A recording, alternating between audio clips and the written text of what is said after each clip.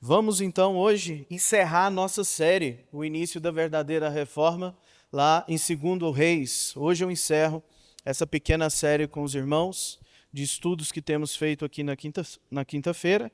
Na semana que vem nós vamos iniciar uma nova série de mensagens. Hoje então nós finalizamos a nossa primeira série aqui às quintas-feiras deste ano. Vamos abrir então 2 Reis, capítulo 23, do verso 24 ao verso de número 30. 2 Reis 23, do 24 ao 30. Peço aos irmãos que acompanhem a leitura que farei da palavra do Senhor. 2 Reis 23, 24 ao 30.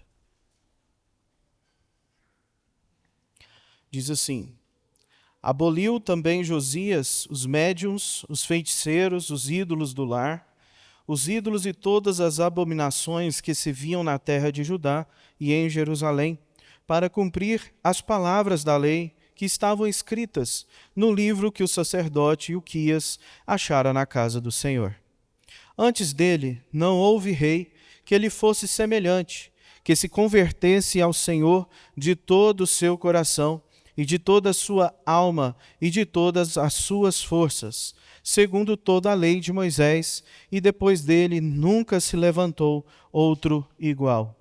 Nada obstante, o Senhor não desistiu do furor da sua grande ira com que ardia contra Judá, por todas as provocações com que Manassés o tinha irritado.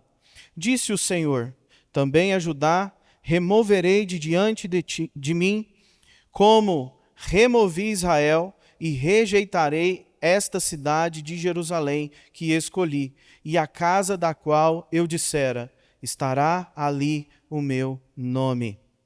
Quanto aos mais atos de Josias e a tudo quanto fez, porventura não estão escritos no livro da história dos reis de Judá? Nos dias de Josias, subiu Faraó Neco, rei do Egito, contra o rei da Assíria, ao rio Eufrates. E tendo saído contra ele o rei Josias, Neco o matou em Megido, no primeiro encontro. De Megido, os seus servos o levaram morto, e num carro o transportaram para Jerusalém, onde o sepultaram no seu jazigo. O povo da terra tomou a Joacás, filho de Josias, e o ungiu, e o fez rei em lugar de seu pai. Até aqui a palavra do Senhor. Bom, queridos, você como eu já deve ter visto algum filme que tem uma boa história, um bom roteiro, mas que o final desse filme não é assim tão legal, né? Não tem aquele bom final. Por exemplo, se você assiste algum tipo de filme na Netflix hoje, ou algum tipo de seriado nesse aplicativo, você já deve ter reclamado ou já percebido aqueles finais assim sem sentido, né? Sem pé, sem cabeça. Muitas vezes nós nos deparamos com isso quando assistimos filme. E diante dessa passagem que a gente acabou de ler hoje, nós também temos um pouco dessa sensação, quando a gente não gosta de um final, não é? De uma história. Quando a gente olha aqui para o final da história do rei Josias, a gente tem um pouquinho dessa sensação. Aquela pergunta, né? Não poderia ser o final diferente? Não dava para ser um pouco diferente esse final? Mas veja, talvez a gente olhe para alguns aspectos também da nossa caminhada aqui neste mundo e a gente também pode questionar isso. Senhor, eu não poderia ter tido talvez uma infância um pouco mais saudável? Por que eu tive que passar por essa ou essa situação? Oh, Senhor, por que na minha adolescência o Senhor permitiu que acontecesse isso ou aquilo? A gente faz esse tipo de pergunta, não faz? Durante a nossa caminhada aqui neste mundo. Todos nós fazemos esse tipo de interrogação diante do Senhor. Ou ainda, Pai, por que o Senhor não atendeu aquele pedido que te supliquei, que eu orei por tantos anos e o Senhor nunca quis atender esse meu pedido de oração? Senhor, eu não queria nada demais, só isso. Muitas vezes a gente coloca essas coisas diante do Senhor. E nós podemos também fazer certas perguntas quando nós ficamos tristes como, por exemplo, com acidentes fatais. Semana passada, foi essa semana? Ou semana passada teve um acidente, uma conhecida nossa, a manicure, inclusive, da Camila, morreu fatalmente num acidente. Como é que você imagina isso? Ninguém espera por um final assim, de uma moça jovem, né? E simplesmente um acidente brutal de carro ceifa a vida dela. Isso nos mostra, meus irmãos, que nem sempre o final ele é bom. A realidade nesse mundo quebrado, nesse mundo caído, nem sempre é um final feliz nessa realidade terrena, né? Sabe, a verdade é que nesse mundo corrompido pelo pecado, sempre tem algumas coisas que podem terminar mal. Nem sempre terminam de bela forma ou de forma graciosa como nós gostaríamos que fosse. Nesse mundo corrompido, nem tudo finaliza naquilo que nós chamamos de preto ou no branco. Muitas vezes existem muitas áreas bem cinzentas na vida. Aqueles mais experientes podem confirmar isso comigo. Porque quando a gente é mais novo, mais jovem, às vezes a gente tem a mania de achar que as coisas ou é só de um jeito, ou é só do outro jeito. Mas na medida que nós vamos adquirindo um pouco de bagagem nessa caminhada, nós vamos percebendo que existe muito área cinzenta, não é mesmo? Muitos aspectos da vida com muitas nuances diferentes, e nem tudo é preto no branco. Tem muitas variáveis na estrada, tem muitas dificuldades, percalços no caminho. Contudo, eu queria te lembrar nessa noite, cristão, que se você olhar para a história da redenção, independente de como termina a sua história aqui nesse mundo, você conseguirá vislumbrar um final perfeito em Cristo para você, em Cristo para a sua igreja, em Cristo para todos nós. E é isso, na verdade, o que mais importa para nós. Então, dito isso, hoje nós vamos verificar nessa passagem, vamos ver à luz desse texto, que nem sempre teremos um final que desejamos. Mas o que mais importa é que a nossa história se entrelace com a história da redenção, ao amarmos o Senhor completamente. O mais importante nessa vida não é o final da nossa história. O mais importante é que a nossa história se entrelace ou se encaixe em uma história muito maior do que a história da nossa vida, que é a história do Evangelho, que é a história de salvação, que é a história do nosso Senhor Jesus Cristo.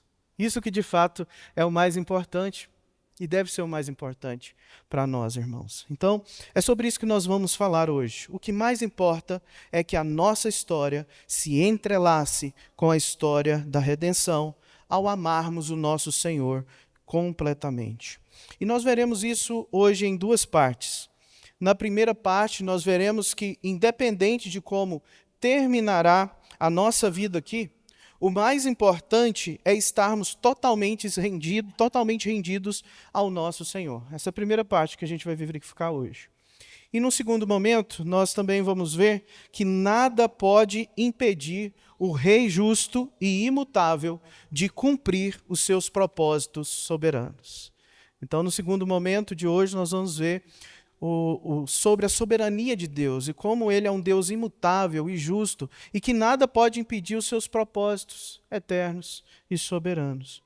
Então, para a gente enxergar isso com clareza, nós vamos voltar os nossos olhos ao texto para a gente ver, então, essa primeira verdade, versículo 24 e versículo 25. Eu queria que os irmãos lessem comigo, por favor. Versículo 24 e 25. Vamos lá? Aboliu também Josias os médiuns, os feiticeiros, os ídolos do lar, os ídolos e todas as abominações que se viam na terra de Judá e em Jerusalém, para cumprir as palavras da lei que estavam escritas no livro que o sacerdote Ilquias achara na casa do Senhor. Antes dele não houve rei que lhe fosse semelhante, que se convertesse ao Senhor de todo o seu coração, e de toda a sua alma, e de todas as suas forças, segundo toda a lei de Moisés. E depois dele nunca se levantou outro igual. Bom, queridos, o texto aqui ele começa com um verbo muito forte. Vocês viram aí que começa com verbo na tradução?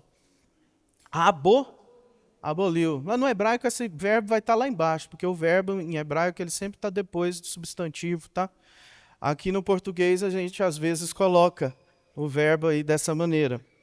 Mas o que é importante aqui para a gente entender é que esse verbo ele é de fato muito forte no hebraico, que traz a ideia para a gente de esfolar ou devastar, destruir, consumir, né? Traz toda essa força, esse verbo colocado aqui na frente desse texto. Então, Josias está destruindo os médios, os feiticeiros, os ídolos do lar e todas as abominações que se via na terra de Judá e em Jerusalém, conforme aí o texto que acabamos de ver, né? Então, os médios aqui, a gente for separar a diferença entre esses três problemas que estão colocados aqui para nós, os médios são aqueles que consultam os espíritos dos mortos, espírito dos mortos, né? Você tem outras passagens bíblicas que nos mostram sobre isso também. Mas a grande questão é que isso era proibido na lei de Deus. E isso permanece proibido hoje também no Novo Testamento, tá? Então, isso é abominável ao Senhor. Não dá para ficar fazendo esse tipo de consulta por aí. Até porque é muito arriscada, né? Você não sabe realmente com que entidade que você está falando, né? Isso é um problema muito sério.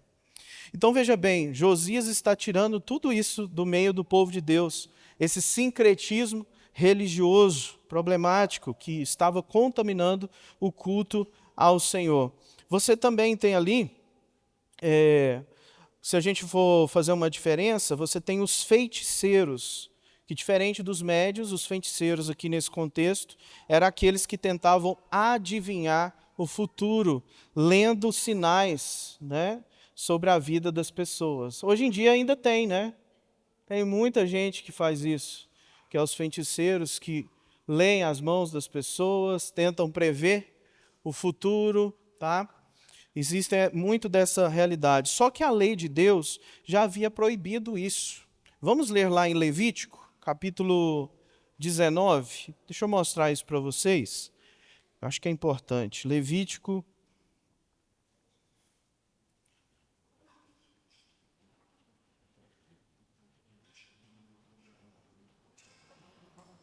19.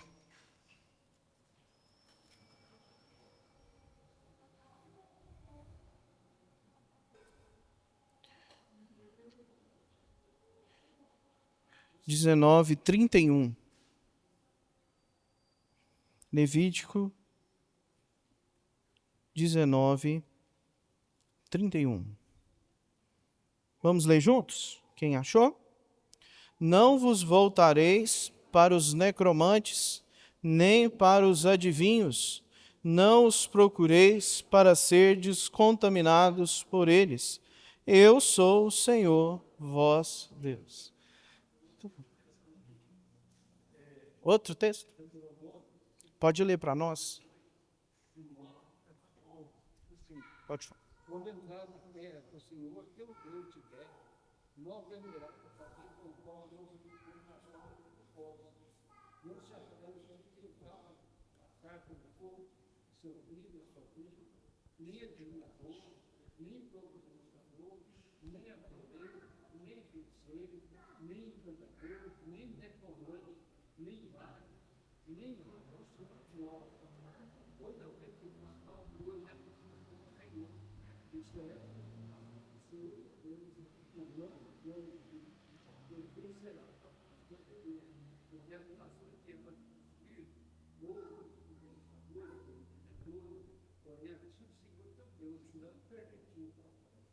Amém, amém. Isso confirma, né, também essa proibição na lei do Senhor. Lembrando que aqui, ó, de Gênesis a Deuteronômio, nós temos o Pentateuco, que é exatamente a lei do Senhor. Então, tudo isso aqui é ordenança do Senhor, porque deve ser aplicado na vida do seu povo. E os princípios estabelecidos na lei do Senhor, todos eles permanecem para nós, né? Principalmente esses aspectos morais da lei de Deus. E essa questão da idolatria, né? Esse tipo de procura idólatra a médiuns, a espíritos dos mortos, aos feiticeiros, tudo isso nós sabemos que o Senhor abomina, né? Rejeita na sua palavra. Então, aqui nós já falamos sobre um pouquinho sobre o significado de médiuns, falamos também sobre os feiticeiros, mas tem um outro grupo aí que eu acho importante destacar, que é citado, que são os ídolos do lar, né? Os ídolos do lar, lá naquele cenário, eram as estatuetas domésticas que ficavam na casa das pessoas. E essas estatuetas tinham vários tipos de forma, tamanho também. Tinha umas que eram tão grandes que é quase o tamanho da pessoa em si, né? Hoje em dia existe isso também. Tem muita gente que coleciona estatuetas domésticas, né? Mas tem um aspecto interessante sobre os ídolos do lar no Antigo Testamento, porque um ídolo do lar indicava ter autoridade. Quem tivesse um ídolo do lar, é como se tivesse autoridade de liderança na casa. Quem possuía esses ídolos. Vocês lembram aquele episódio de Raquel, esposa de Jacó, quando ela vai embora com Jacó, né? Vão sair ali todo mundo da casa de Labão, do pai dela. Aí o que ela faz? Ela carrega os ídolos do lar. Por que ela carrega? Porque ela quer passar a autoridade que ela via no pai dela, como líder da casa. Ela está passando essa autoridade para quem? Para Jacó.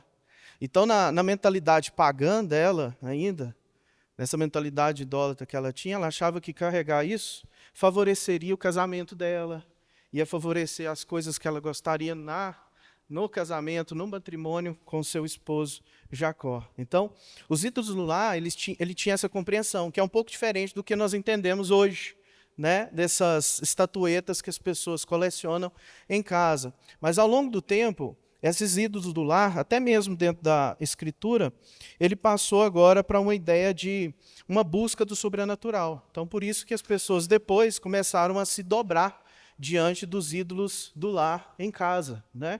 Montar pequenos altares para colocar aqueles ídolos e, ao longo do tempo, foi mudando o sentido, que era aquele de autoridade, para uma coisa mais de busca do sobrenatural, né? Que hoje isso é mais forte, né? O significado ficou mais voltado para isso. Hoje, nos nossos dias, esse tipo de idolatria. Então a gente percebe aqui, irmãos, que Josias, como um rei que queria ser fiel ao Senhor, ele saiu devastando todas essas coisas. Todos os médios, os feiticeiros, os ídolos do lar e todas as outras abominações que havia ali em Judá e em Jerusalém, a cidade que carregava o nome do Senhor. E a reforma de Josias, a gente sabe que não se limitava a espaços públicos de adoração. Você percebe aqui com essa citação dos ídolos do lar, que ele também foi para a casa do povo, né? Nesse sentido. A reforma daquele tempo foi tão significativa que ela também penetrou nos lares, nas famílias. Então, começou a ter esse tipo de restauração doméstica também, em sentido à verdadeira adoração ao Senhor. E olhando para os dias de hoje, estes mesmos princípios subjacentes, eles permanecem relevantes para o discernimento espiritual do nosso tempo. Então, alguém que se diz cristão, por exemplo, ele não deveria buscar respostas através de quê? De videntes. Ele não deveria buscar tarô, astrologia ou qualquer outro tipo de busca por orientação que não seja através da palavra do nosso Senhor.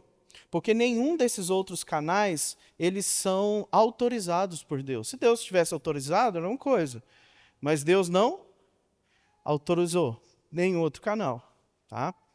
Então veja bem, infelizmente, hoje, parte do movimento carismático evangélico moderno, por exemplo, ele envolve muitas práticas como essa. Tem muita gente que vai atrás de pessoas específicas, pessoas especiais, lá em cima dos montes, ou numa casinha lá escondida, não sei aonde, que tem uma irmã fulana de tal que revela tudo. Ou que tem um outro cicrano, não sei o quê, que tenha... Nossa, ela tem uma revelação especial de Deus. Irmãos, pode ser que não estejamos muito distante, né, do que acontecia antigamente.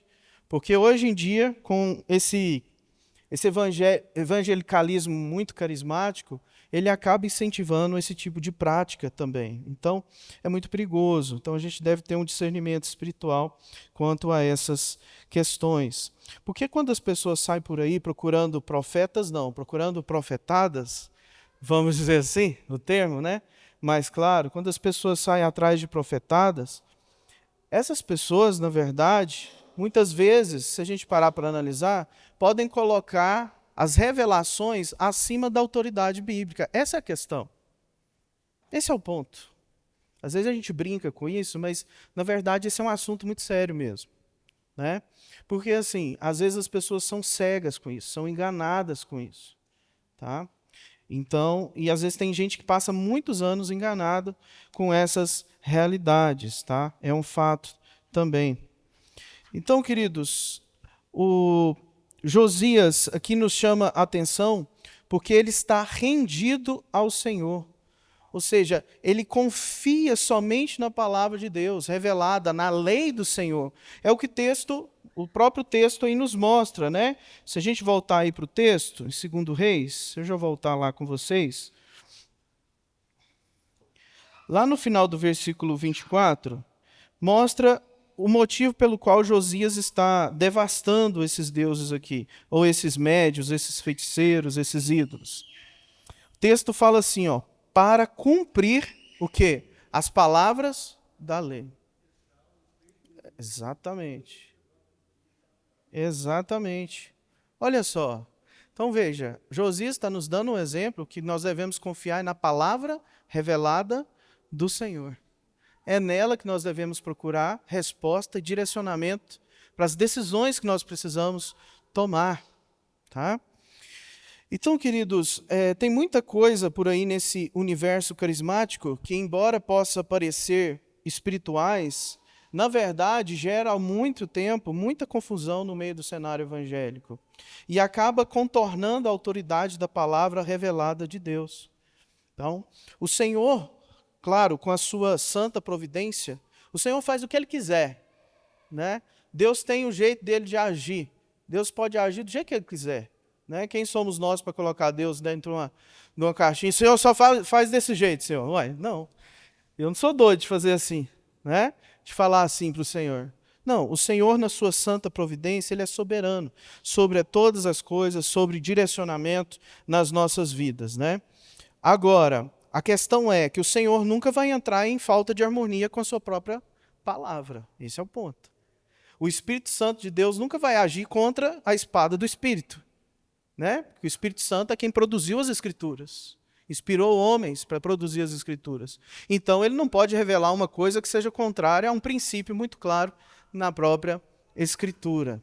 Então, a gente tem que ter esse tipo de discernimento espiritual. E Josias entendeu isso muito bem. No versículo 25, nós vimos aqui que ele é elogiado porque ele realmente se converteu ao Senhor de todo o coração, alma e todas as suas forças. E também entendimento, porque existe aqui um entendimento da lei do Senhor, está registrado. Né? Na sequência do versículo 25, a gente percebe assim, segundo toda a lei de Moisés, e depois dele nunca se levantou outro igual. Então Josias entendeu o significado de amar a Deus de todo o coração, alma, força e entendimento, com toda a sua mente, que inclusive é o tema da UMP deste ano, né? Os jovens estão trabalhando sobre esse tema de todo o coração. Então, queridos, Josias, então, está levando a sério aqui a lei de Deus, que está lá registrado em Deuteronômio, capítulo 6, versículo 4 em diante, que diz assim, ouve Israel, o Senhor nosso Deus é um único Senhor. Amarás, pois, o Senhor Deus de todo o teu coração, de toda a tua alma e de toda a tua força. Então, o que torna essa entrega aqui radical de Josias é a sua integralidade, a todo esse amor ao Senhor, a todas as áreas, os aspectos que ele quer aplicar esse seu amor ao Senhor. Então, a Bíblia considera o ser humano, meus irmãos, não como várias partes divididas. A gente não pode entender a nossa vida com várias partes divididas. A gente tem que entender o nosso amor pelo Senhor sempre de maneira integral. Não é separando, segmentando a nossa vida por fases, esse pensamento ele é ocidental, né? Esse pensamento de segmentar a vida por várias caixinhas diferentes.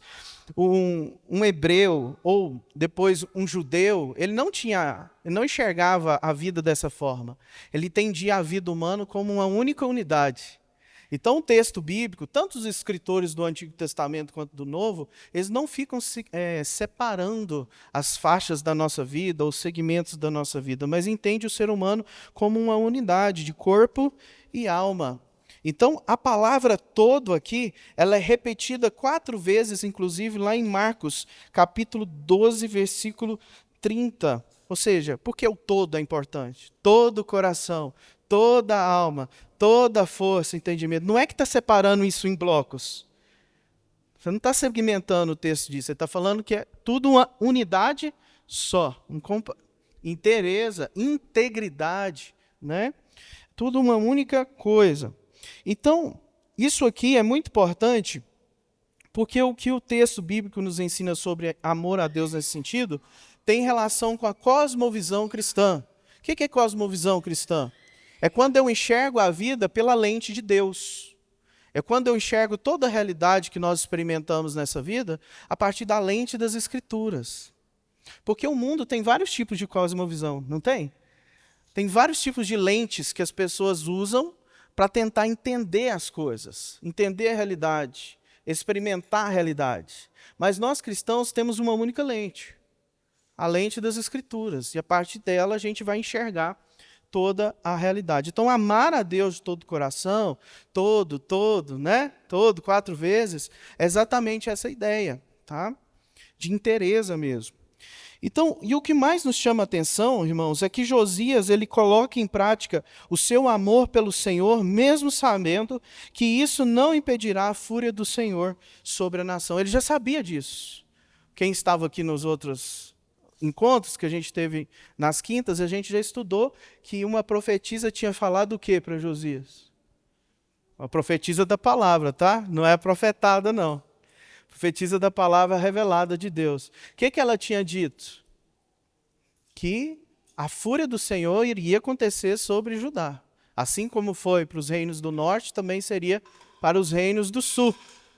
Então, não importava o que Josias pudesse reformar, a fúria do Senhor iria cair sobre Judá da mesma maneira, porque o Senhor é um Deus justo. Por isso que isso nos chama a atenção, irmãos, porque o rei Josias, sabendo dessa realidade difícil, ele continua servindo a Deus.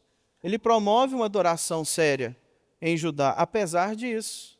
Veja bem, ele faz o que é certo porque é o certo a fazer. Ele não faz o certo esperando que as coisas se resolvam para ele. Veja bem, ele faz porque é o certo a fazer e simples assim. Então, isso serve para nós também como desafio, como aplicação para as nossas vidas, né? Porque o verdadeiro cristão, ele busca fazer o seu melhor até mesmo no seu pior momento.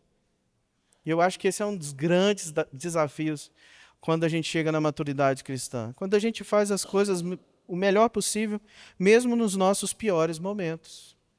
Mas não é a nossa tendência em fazer assim, né? A gente tem que lutar para fazer o que é certo pelo certo. Mas muitas vezes não é assim que nós agimos. E só consegue fazer isso quem tem um ego transformado pela palavra de Deus. Quem anda em humildade com o nosso Deus. Só consegue fazer isso alguém que se converteu ao Senhor humildemente. Só consegue fazer isso quem abre mão de ser o protagonista da sua própria história. Veja, isso é tudo contrário ao que o mundo ensina. Se você vai ouvir algumas linhas da psicologia hoje, eles vão dizer assim que você precisa ser o protagonista da sua história. Já ouviu isso? Você precisa assumir o protagonismo da sua história. Você precisa ser esse líder que chama para você a responsabilidade. Não, irmãos. Na verdade, o que a Bíblia nos chama a fazer é justamente ao contrário. Deixa o protagonismo da história a quem é de direito. E não é nós que temos esse direito. O protagonista da história se chama Jesus Cristo. Só Ele é o protagonista da história. Então nós não fazemos o que fazemos para obtermos a bênção do Senhor. Nós fazemos porque não há nada melhor do que amar o nosso Senhor integralmente. E o Senhor é tão bom, meus irmãos, que a nossa alma se alegra ao fazermos o certo pelo certo. Já sentiu essa sensação maravilhosa do que é fazer o certo pelo certo? Não pela recompensa, mas o certo pelo certo. E é isso que a gente tem que procurar nessa vida aqui. É dessa forma que a gente tem que procurar viver nesse mundo quebrado, meus queridos irmãos. Bom, essa foi a nossa primeira parte do texto. Ou seja, independente de como terminará a nossa vida aqui, o mais importante é estarmos totalmente rendidos, de forma inteira, de forma integral ao nosso Senhor. Contudo, mesmo com toda a piedade de Josias e com todo esse bom exemplo que ele nos dá aqui nessa passagem, o texto também mostra que havia algo maior acontecendo. Ou seja, tem um enredo soberano que não podia ser interrompido pelas boas obras ou boas ações do rei Josias. Judá precisava experimentar a justiça de Deus. A nação de Israel precisava experimentar a fúria do Senhor, a ira do Senhor. E nada que Josias pudesse fazer de bom poderia impedir esse agir sobrenatural e soberano do Senhor sobre o seu povo.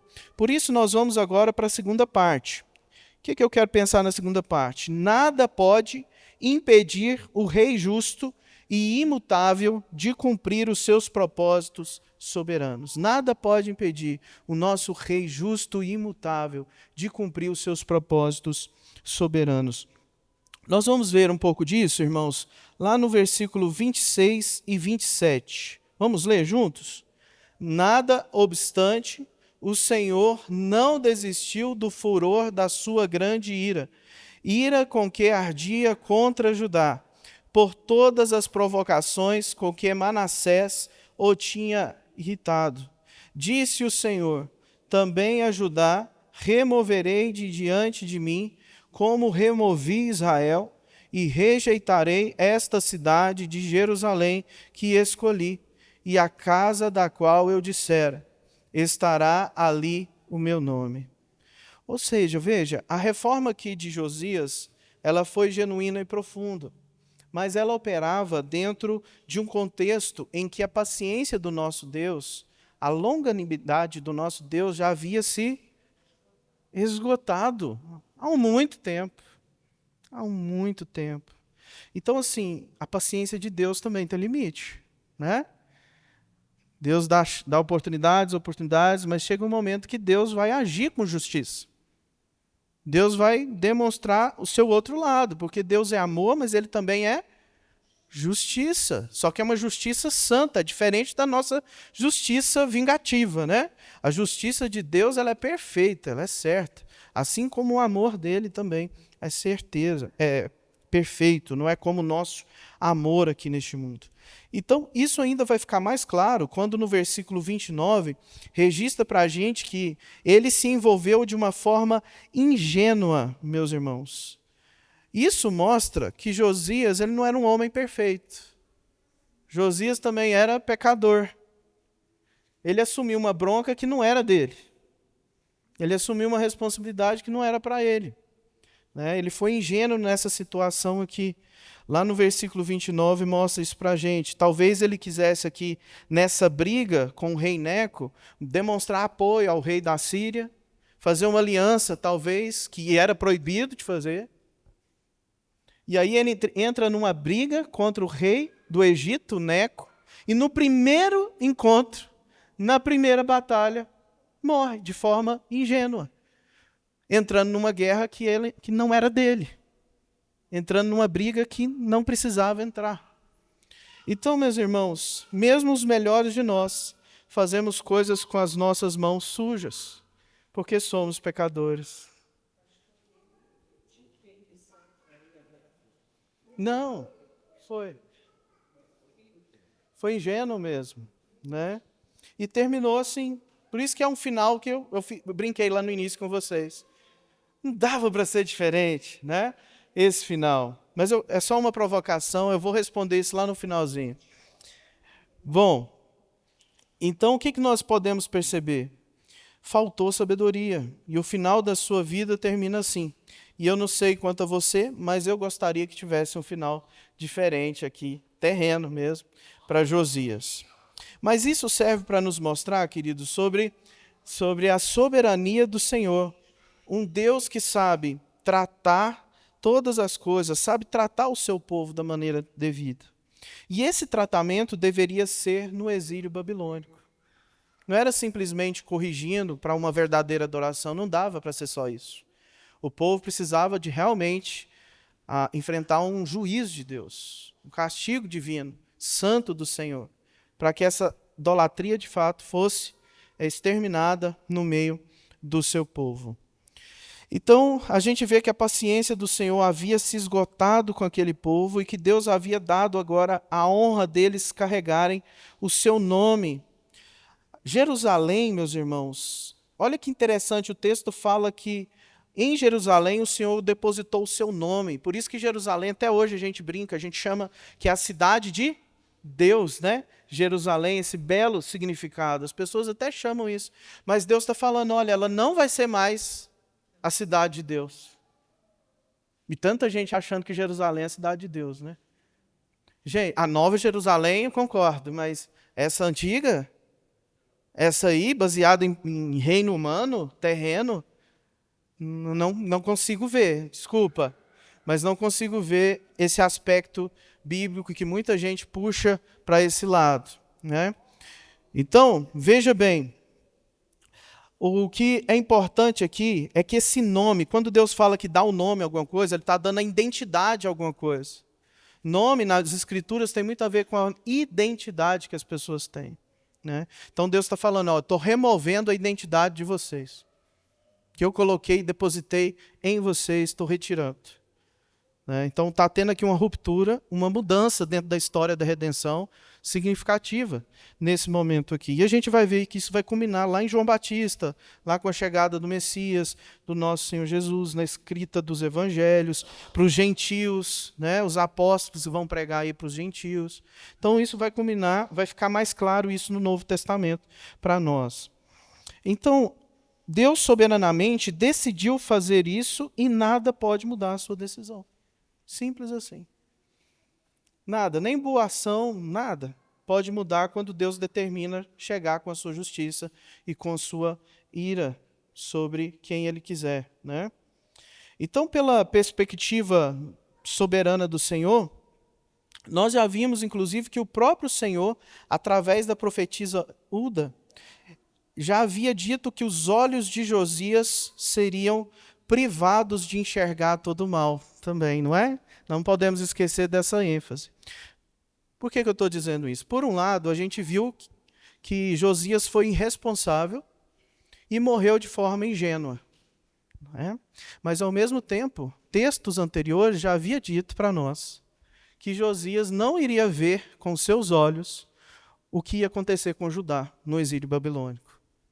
Na verdade, quando Deus nos ataca assim, parece que Deus está aqui deixando o final da história de Josias um pouco triste, mas na verdade não. Na verdade, está livrando ele de contemplar a tragédia que ia acontecer no reino de Judá. Exatamente. Para que ele morresse em paz. Olha comigo isso. Volta a Bíblia um pouquinho. Exatamente. Vou até mostrar, até acontecer com os próprios filhos, né? O rei Joacás, que fez mal, fez o que era mal perante o Senhor, e o rei Joaquim, que foi pelas mãos do rei Joaquim que Nabucodonosor sitiou a cidade de Jerusalém, né? Então, olha só, capítulo 22, versículo 19. Capítulo 22, 2 Reis, versículo 19. Acho que é aqui mesmo. Olha o que fala lá. Porquanto, a Hilda direcionando, né, para o rei Josias. Porquanto o teu coração se enterneceu e te humilhaste perante o Senhor, quando ouviste o que falei contra este lugar e contra os seus moradores, que seriam para assolação e para maldição, e rasgaste as tuas vestes e choraste perante mim, também eu te ouvi, diz o Senhor. Pelo que eis que eu te reunirei, olha só, a teus pais, e tu serás recolhido em em paz a tua sepultura. Os teus olhos não verão todo o mal que hei de trazer sobre este lugar. Então levaram eles ao rei esta resposta. O Josias já sabia dessa realidade, né? Então, ao mesmo tempo que ele foi irresponsável, foi ingênuo na forma que ele morreu, ao mesmo tempo, soberanamente, isso não escapa da soberania de Deus. Andam juntinhos, né? A soberania de Deus e a responsabilidade do homem, de uma forma tão perfeita, tão conectada, que a gente não consegue nem interpretar isso muito bem, nem diferenciar isso. Está tão ligado e Deus sabe fazer isso, né?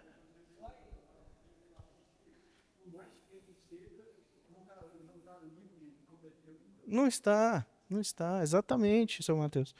Então é isso, queridos. Então, o Senhor, na verdade, ele está tomando o seu servo para si e abençoando o seu filho ao impedi-lo de contemplar a fúria do Senhor. Ele está abençoando Josias por não deixá-lo ver que os seus filhos Joacás e Joaquim iriam fazer no reino de Judá. Tá? E sabe, queridos, isso me faz lembrar que o Senhor, então, ao longo de outros textos também da Bíblia, nos faz lembrar que ele é especialista em transformar mal em bem. O nosso Senhor é capaz de fazer isso, né? Vocês lembram de José do Egito? Quando ele disse lá no final de Gênesis, ele disse assim: vós, na verdade, intentastes o mal contra mim, porém Deus o tornou em bem, para fazer como vedes agora, que se conserve muita gente em vida. Né? E isso ainda nos leva para a história de alguém bem mais importante. Eu quero caminhar para o final desse sermão assim. Quando nós olhamos para a história do Senhor Jesus Cristo, principalmente na sua crucificação, nós pensamos, não dava para o final ser diferente? Você já pensou sobre isso na morte de Jesus? Morreu, acabou. Não dava para esse final ser diferente? E provavelmente foi essa sensação que os discípulos de Jesus tiveram. Os discípulos que encontraram Jesus ali na estrada de Emaús, eles também queriam um final diferente. Lembram dessa passagem, Lucas 24? Eles que estavam ali com Jesus, eles não puderam perceber que era ele ali que andava com eles, porque havia cegueira espiritual nos seus olhos. Eles não conseguiriam perceber o final que Jesus estava mostrando, o final da história para eles ainda. Eles tinham esquecido de um último capítulo dessa história da redenção. Então, queridos, a grande questão é que a história, quando Jesus morre na cruz, a história ainda não havia terminado. Restava um último capítulo. E um capítulo tão precioso, tão importante, que garante a nossa nova vida hoje. E nesse último capítulo extra, o nosso rei levanta dos mortos para cear novamente conosco. O final, na verdade, era outro. Parecia que aquele era o final, mas tinha um último capítulo importante nessa série, nessa história da redenção. Então, para a gente fechar, queridos, nós não temos todas as respostas para finais não satisfatórios das pessoas aqui neste mundo. Mas nós sabemos que o Senhor da história tem um final redentivo, definitivo e satisfatório. Um final que abrirá o caminho para uma nova vida satisfatória. Em Cristo nós temos esse final satisfatório. A nossa história, ela não tem final se não estiver ligada à grande história da redenção, como eu disse no início. A história do Senhor Jesus Cristo. Porque a nossa história só tem sentido se estiver entrelaçada com a história de Jesus Cristo, o nosso Senhor. Como disse o apóstolo Paulo certa vez, se a nossa esperança em Cristo se limita apenas a esta vida, nós somos os mais infelizes de todos os homens. Mas se a nossa esperança, ao contrário disso, isso aqui são palavras minhas no caso, tá? Mas se a nossa esperança estiver na segunda vinda de Cristo, aí nós seremos sim os mais felizes deste mundo. Então isso significa que nós devemos viver aqui nesse mundo de preferência, claro, terminando bem. Terminando bem. Mas mesmo que os nossos últimos dias não sejam tão bons, o que importa é que o último capítulo da história da redenção já nos deu a certeza de que, assim como Cristo ressuscitou, nós também um dia ressuscitaremos. Amém? Então é isso, meus irmãos. O mais importante é que a sua história esteja entrelaçada com a história de Cristo Jesus. E assim eu termino esse estudo nessa noite. Vamos orar? Vamos ficar de pé e vamos agradecer a salvação, a redenção e a ressurreição que nós já temos em Cristo. Ainda não aconteceu esse último capítulo, mas acontecerá na nossa vida e na nossa história. Vamos orar então, encerrando. Deus Santo, nós te agradecemos, porque o Senhor colocou o seu Filho neste mundo para ser o protagonista da história. Obrigado porque a nossa salvação não depende de nós, porque se dependesse, jamais seríamos salvos, Senhor. Obrigado porque a história que de fato importa é a história de Jesus, nosso Senhor. Obrigado por nos ligar a essa história maravilhosa. Obrigado por nos ligar a essa videira verdadeira. E porque estando ligados nela, Pai, em Jesus Cristo, nessa videira, nós estamos salvos pela graça. Nós estamos já ressurretos em Cristo Jesus. Nós aguardamos nessa esperança maravilhosa de que o Senhor irá restaurar todas as coisas. Nós somos-te gratos, ó Pai, por tamanha benesse, por tamanha bênção. O nosso coração se alegra nessa noite, por saber que podemos descansar em paz, como Josias um dia descansou.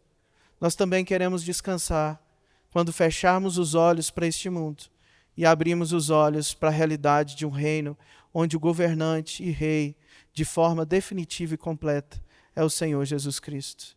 Assim nós oramos e te agradecemos, Senhor. Amém e amém.